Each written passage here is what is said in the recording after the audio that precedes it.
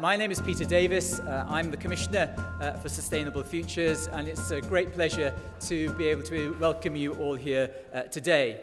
This conversation is on behalf of future generations.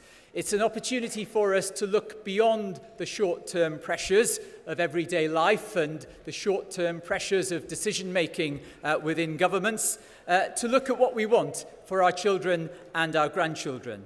It'll help us to focus on the long-term legacy that we want to leave for future generations, and recognise that the future doesn't just happen, but we create it through the decisions that we make today. It's important that this conversation is seen in the context of the Future Generations Bill, and we'll be hearing more from the Minister in a moment about the nature of that bill and how this conversation will be critical to its success. We want to invite you to participate in the conversation from the start. So there's a Twitter wall in the best traditions of today. There are also, in the best traditions of yesterday, postcards which you can fill in and leave with us. We are being live streamed, so if you want to catch up or if you want to pass on to other people who are not here, it'll be recorded. This is a conversation, it's not a consultation.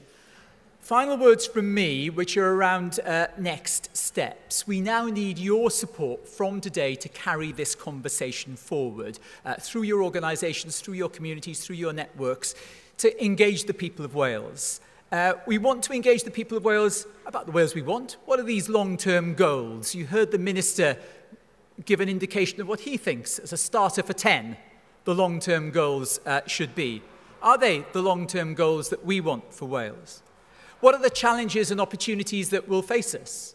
Can we be better informed about the challenges and opportunities that face us in achieving those aspirations? Critically, how will we know that we're heading in the right direction? What are the really important things that we want to measure for Wales? What's our scorecard as a nation? What do we really care about that we want to measure and be proud of? And finally, what are our responsibilities individually, corporately, communities, government, in terms of achieving these goals? Now, of course, the process will feed into the Future Generations Bill, and we've heard quite a bit about that today already. This is not a one-off consultation. It is not a one-off conversation. It's part of a process that will be embedded in legislation in the Future Generations Bill. I hope we can establish through this conversation a network of champions for the future champions who can carry that conversation forward, be a link to the Commissioner and the new Commissioner as established under the bill, advocates for future generations, a voice for future generations.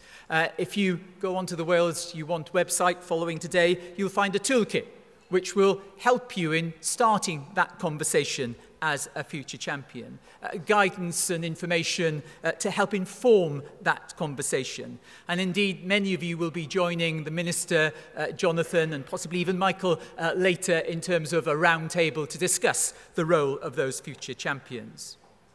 We're going to conduct the conversation, as you would imagine, through the social media as well, the interactive website, the Twitter feeds that we've touched on, and please leave those postcards behind in the more traditional way. We also have 180 organisations who've signed up to the Sustainable Development Charter. The Minister mentioned the Charter, including our hosts today, and a big thank you to our hosts, the Wales Millennium Centre, who will be committed to building into their work, engaging young people on the creativity of the future Wales we want. We will also be working with and want to work with the companies of Wales, the businesses in Wales, those utterly brilliant innovators that Jonathon mentioned. A recognition that the future is here already, it's just a matter of knowing where to look for it. Jonathon mentioned that expansion of solar energy that he envisages. And just to highlight one very, very practical thing, if you want to be part of that, sign up to the EGNI Solar Challenge, the EGNI Share offer, which is out today about expanding solar energy across communities in Wales. More details at the back. But we want to work with partner organisations at place level as well, because we know that it's people at the place level quite often where the passion lies. We heard about the passion of Porritt. Making it real, focusing on the future for Tredegar, for instance, but connecting those conversations around Wales so that it's not just an individual conversation about the future, but it's part of that national conversation. And we'll supplement that local work with a series of national focus groups as part of this process. The Minister has indicated that we are not the only country taking this route. It's part of the United Nations process around establishing global sustainable development goals. And one of our key roles is to connect to that process. Thank you, UNICEF, for your support in that, and also to connect to other countries that are taking this route as well. The next key milestone will be June, when we will produce an interim report on the findings so far. That will coincide with the introduction of the Future Generations Bill into the National Assembly. But we'll continue the conversation following June to the production of the first draft, but the first report on behalf of future generations. And that will be embedded in the legislation, and government will have to respond to it, and it'll be part of how the public sector does its business going forward. So I, and particularly colleagues in Cyngor Cymru, and a big thank you to colleagues in Cyngor Cymru who've been behind putting this together today, along with 4 communications. We want to work with you to help shape those long-term goals, help shape that legislation, but above all, carry this conversation forward.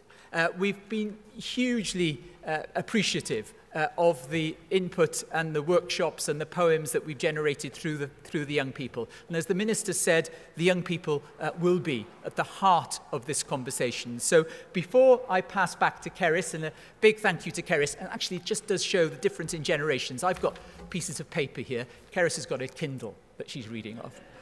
But before I pass back to Cerys, could I just end with a big thank you to the young people who've been part of the process today, who've generated those poems that have given us such a great start to this conversation. So a big thank you to you.